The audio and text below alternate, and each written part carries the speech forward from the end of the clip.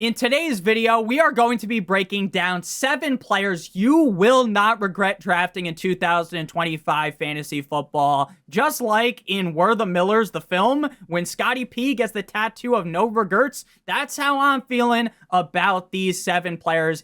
And you are going to be regretting in a big way halfway through the season when these guys are dominating like Giannis Antetokounmpo in the paint that you didn't end up drafting them. So we're going to be breaking down all 7 of these players in depth. And by the end of today's video, you'll know exactly why you need to draft them. But before we can get on into things, please make sure to hit that subscribe button down below if you are new and enjoy the content. So without further ado, let's get into 7 players you will regret not drafting in 2025 fantasy football. We begin with Puka Nacua, wide receiver of the Los Angeles Rams. Current ADP from ESPN, CBS, NFL Sleeper, Fantrax, and RT Sports have him as the wide receiver number 6 at pick number 12. Last year, he was the wide receiver number 26 in PPR and the wide receiver number 3 in PPR points per game, marking back-to-back seasons as a top 6 point per game wide receiver. Ever since entering into the NFL, Puka Nacua has been nothing short of being a dominant wide receiver, and through just 2 seasons in the league, he has already inserted himself into the top 12 conversation at the wide receiver position. Only 5 wide receivers have hit 500 plus PPR points through their first 28 career games. Odell, Jamar Chase, Justin Jefferson, Randy Moss, and Puka Nacua. Last season, he only played in 11 games, missing the first 6 games of the season with a busted bursa, which is a knee injury that he suffered in the preseason. He had 106 targets, 9.6 per game, 79 receptions, 7.2 per game, 990 receiving yards, 90 per game, and 4 total touchdowns in those 11 games. In terms of efficiency, he ranked 1st in yards per route run, 3rd in yards per team pass attempt, and 4th in true catch rate. In terms of wide receiver yards and targets per route run in 2023 through 2024, Puka Nacua ranks at the top. Again, through a short 2-year NFL career that Puka Nacua has had so far, and again, he only played in 11 games this season, he has already solidified himself very clearly atop the hierarchy of wide receivers in the National Football League. Puka Nacua is now joined with Davante Adams, and I think a lot of people are going to worry about Puka because Davante Adams is there, but in my opinion, this is very much a scenario where both guys are going to be set up to succeed. Puka Nacua is a guy that, again, has been a top 6 point per game wide receiver in back-to-back seasons, despite scoring 6 touchdowns and 3 receiving touchdowns, right? Puka Nacua gets his fantasy points by receiving a ton of volume. It's not because he's going to be scoring 10 plus receiving touchdowns. And Davante Adams is the guy that's going to fill that void inside of the red zone and be able to score a bunch of touchdowns. So even if Puka Nacua doesn't knock on the door of around 10 receiving touchdowns, frankly, it doesn't really matter much for his value. Now, obviously, we would like, in the perfect world, for Puka Nacua to score 8 plus touchdowns, but again, I don't think it is required for him to be very successful in fantasy this year. Matthew Stafford, obviously, I know he's been dealing with all those injuries, but the guy's just permanently hurt. He's at UNC status at this point in his NFL career. We know Puka's going to get force-fed the ball game in and game out, and with Sean McVay as the head coach, I should feel nothing outside of supreme confidence when it comes to Puka Nacua. Again, one of the best wide receivers in the NFL, and I think people are sleeping on him right now, considering the fact that he's almost falling outside of the first round. At number 2, we got McConkey, another wide receiver from LA, but this time with the LA Superchargers. McConkey, wide receiver number 11, off the board at pick 26, meaning he is the 2nd pick inside of the 3rd round of 12-team leagues. Now, McConkey last year put up a picture-perfect season in a representation of what will be someone that is destined to break out in their 2nd season in the next year. And what I mean by that is McConkey started off his NFL career a little bit slow. Sure, was he terrible? Of course not. He was averaging 12.9 PPR points per game as the wide receiver 29 in points per game from weeks 1 through 9. But weeks 10 through 18 is when he hit ludicrous speed, when he turned things up a notch. PPR points per game, 17.2 as the wide receiver 13 in terms of points per game. So a great indication in a wide receiver, a running back, anyone breaking out is that they finish the season very strong. And I don't just mean, hey, they have 2 great games to end the season. They have 3 great games to end the season. I'm talking about them putting up 6+ games in a row where they are increasing their upside. They're increasing their value in fantasy football, and that is exactly what Ladd McConkey did. A lot of people are going to shy away from Ladd McConkey because they bring in Keenan Allen, and they think that Keenan Allen's going to put on one of those masks like it's a robbery and steal all of the targets away from Ladd McConkey. But frankly, I do not see that happening. I think Keenan Allen has a big impact in this offense, but I think he's taking away the targets from the ancillary pieces. A guy like Quentin Johnston potentially putting the blocked by James onto Trey Harris's rookie year. I don't think that Keenan Allen joining this offense is going to suck away all of the value of Ladd McConkey, and he should be able to make this offense better. And this is a tweet from Scott Barrett. I don't think you people fully appreciate how special Ladd McConkey is. Final 8 games of the rookie season, including the playoffs. Look how great Ladd McConkey compares to guys like Puka Nacua, who dominated in the rookie year. Jamar Chase, Brian Thomas Jr., Amon-Ra St. Brown, Malik Neighbors. These are all guys that we expect to be great. These are all guys that are ranked inside of the top 12 at the wide receiver position this year, and these are all guys that had great second seasons, the seasons afterwards. And yet, I guess outside of Malik Neighbors, because we don't know yet, same thing with BTJ, but all guys that we have strong expectations on, and people just kind of brush Ladd McConkey under the rug. He's like the redheaded stepchild of these great young wide receivers. He was the wide receiver 19 in points per game last year. He had 112 targets, 82 receptions, 1,149 receiving yards, and he had 7 total touchdowns. In terms of efficiency, the numbers were great. He was 8th in target accuracy, 7th in yards per out run, 8th in yards per target, 8th in yards per team pass attempt, and 6th in expected points added. I expect Ladd McConkey to take that next step up in his sophomore season, and I love getting him potentially in the early 3rd round, and I'm fine taking him at the end of the 2nd round. Next up, we move a little bit deeper into the draft, into round number 4 with Chubba Hubbard, running back of the Carolina Panthers. Bubba Max, running back, 18 off the board at pick 45, the 9th pick inside of the 4th round. RB15 in PPR last year, RB13 in terms of points per game. He had 8 of 15 games last season inside of the top 12 and finished the season on an incredibly high note, dropping his nuts in the mouth of the Arizona Cardinals defense, 32.5 PPR points in that game as the RB number 2. If you're looking at running back rushing yards over expected per carry and yards after contact per carry last season, Chubba Hubbard ranks incredibly well in that metric, right around the range of a guy in Jahmyr Gibbs, who people are unanimously talking about as a clear, undisputed top 3 running back in fantasy football. And Chubba Hubbard isn't just good when they spread the offensive line out. There's a big hole. It's parts like Moses parted the Red Sea, and the guy is able to just run free. He's soaring, he's flying. Sure, he's great at that, but he's also great against stacked boxes in terms of best yards per carry versus 8+ men in the box. 4.31 for Chubba, ranking 6th at the running back position. Last year, he was 12th in true yards per carry, 6th in dominator rating, despite having the 30th best game script. And I really do believe that the Carolina Panthers offense is going to be able to be much better in 2025 compared to 2024. I mean, Chubba Hubbard had a season that started with Bryce Young, and then they pulled the plug on the Bryce Young experiment. Everyone's like, hey, maybe Bryce Young is finished when you're putting the red rifle Andy Dalton in there, and then Andy Dalton gets into a car crash, and they have to reinsert Bryce Young into the offense, and then the offense looks significantly better. And even through the trials and tribulations, the highs, the lows of the season, Chubba Hubbard was still putting up big numbers. And a lot of people might panic because, oh my gosh, they added Rico Dowdle in the offseason. I like Rico Dowdle, frankly. I think Rico Dowdle is a great backup, but there has been nothing said in the offseason about this being some sort of split share where Rico Dowdle's going to be very involved, 1A, 1B,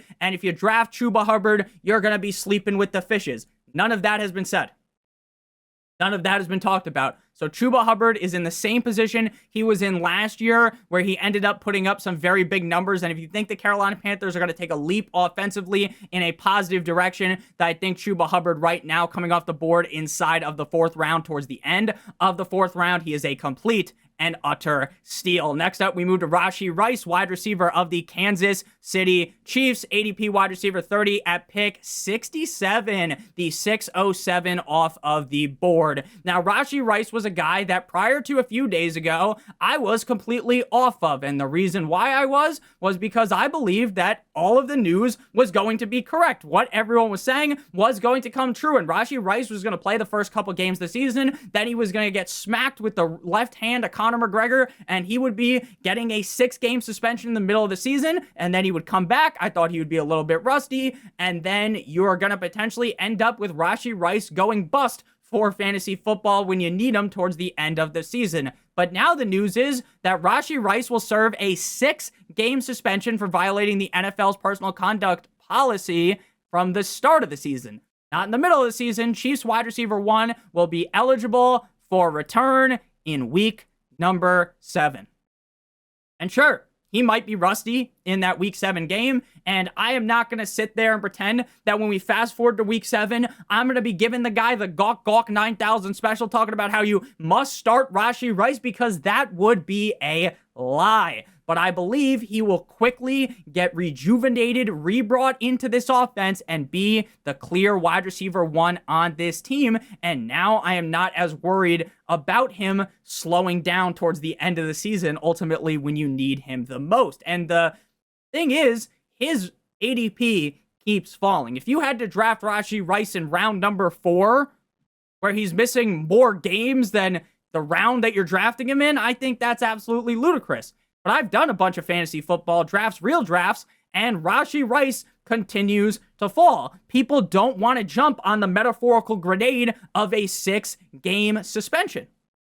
So he keeps falling down drafts. And while I'm fine taking him at the 607, in a lot of your guys' home league drafts, he might go in round 7, round 8, or even in round 9, because people aren't willing to take that risk. And in my opinion, Rashee Rice was far too good last season for me not to want to draft him, especially at this discounted rate. It's like Black Friday for drafting Rashee Rice. Last year, he was the wide receiver 15 in PPR points per game. He only really played in 3 games. Technically, he played the 4th game up against the LA Chargers, but he only played 6.8% of the snaps before Patrick Mahomes ended up sending his ACL, his LCL, technically the torn LCL, to the shadow realm. He misses 13 games with a torn LCL, and it's even worse because Patrick Mahomes ended up hitting him, and that was what caused the injury. Last year, he averaged 7.3 targets per game, 6 receptions per game, 72 receiving yards per game, and scored 2 touchdowns in 4 games. But in reality,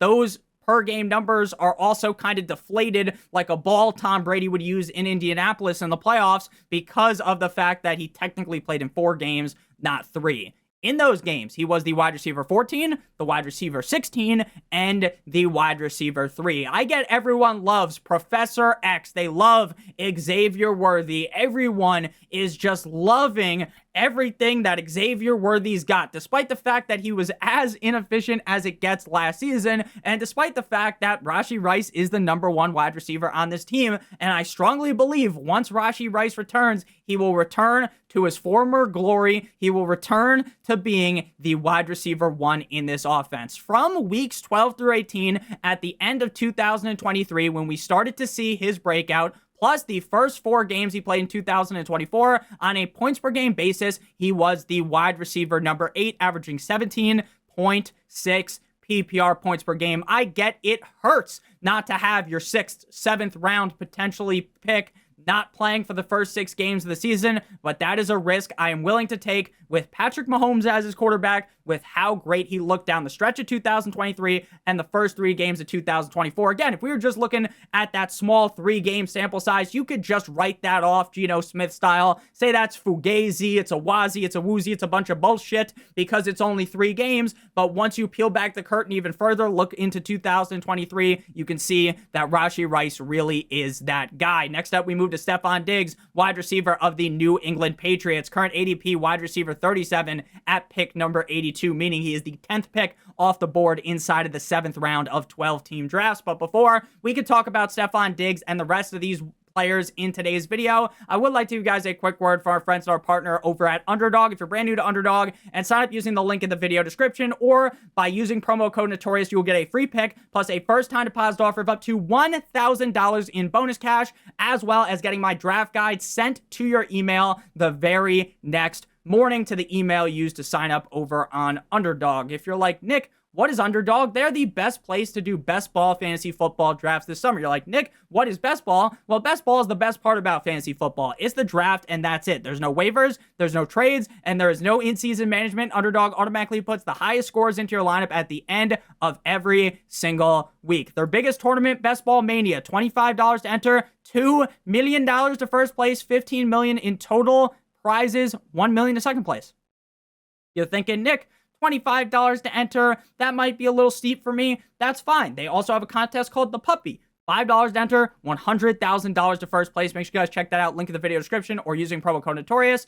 You can also just get my rankings if you're already on Underdog, my draft guide over on Patreon for $12.50 a month. If you just want to get the draft guide, you can cancel after this month. Just play $12.50. That's fine with me. I appreciate all you guys that are over there on Patreon. There's also other things that you get if you're on Patreon as well. So Stefon Diggs, wide receiver of the New England Patriots. Now, I am really struggling to understand why Stefon Diggs isn't getting drafted higher. I get he's coming off of an injury. He tore his ACL in week 8, missing the final 9 games of the season in Houston last year. But he's been practicing. It's not like he hasn't been at practice at all. He's been practicing with the team. There is no signs of him being really slowed down from this injury. So why is he getting drafted after the first 80 picks of fantasy drafts, going close to the 8th round? To me, it just doesn't make any sense at all. I get maybe he's going to start the season off slow because, hey, he's coming off of that injury.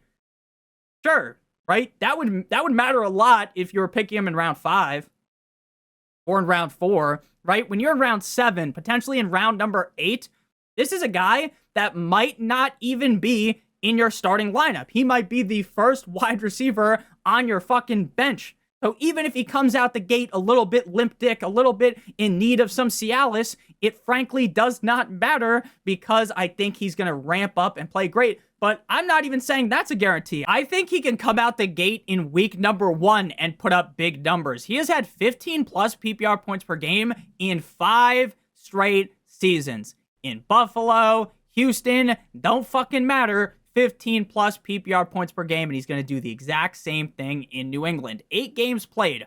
4 of 8 games, this man had over 18 points per game. He was averaging 8 targets per game, 5.9 receptions per game, 62 receiving yards per game, and he scored 4 touchdowns in 8 games. And again, this was an offense that was loaded to the gills with other talent, right?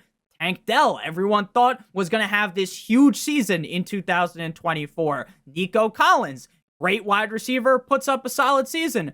But Stefon Diggs was still able to put up big numbers even in a loaded offense in terms of efficiency. He was 8th in route win rate, 18th in true catch rate, and 26th in target separation. Sure, he might not be the same wide receiver he was back in his quote-unquote prime in the NFL, right? He might not necessarily be that guy he was even just in 2021 or 2022 in Buffalo, but he really is still a great wide receiver. And again, the discount to me is outrageous, and I have him ranked inside of my top 50 overall players, and he is coming off the board as the wide receiver 37 at pick 82.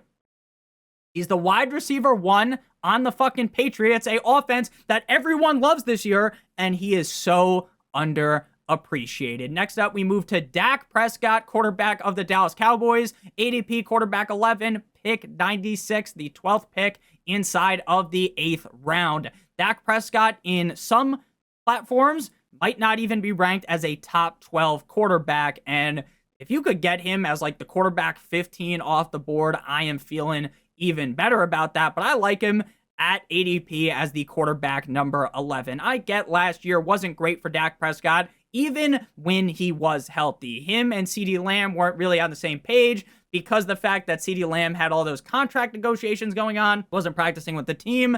Nothing really went right for Dak Prescott last season. Then ultimately he ends up getting hurt, suffering the hamstring tear, done for the season.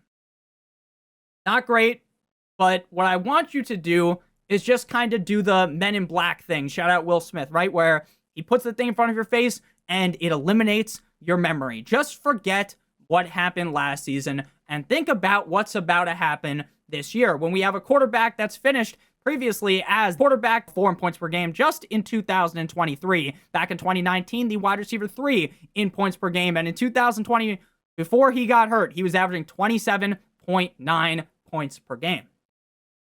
Now, the team just traded Micah Parsons away to the Green Bay Packers. Micah Parsons is the heartbeat of this defense. Micah Parsons was by far and away the best player on this defense, and now he is no longer there. He is with the Packers, the Cheeseheads. So, if the defense is significantly worse, what's going to happen?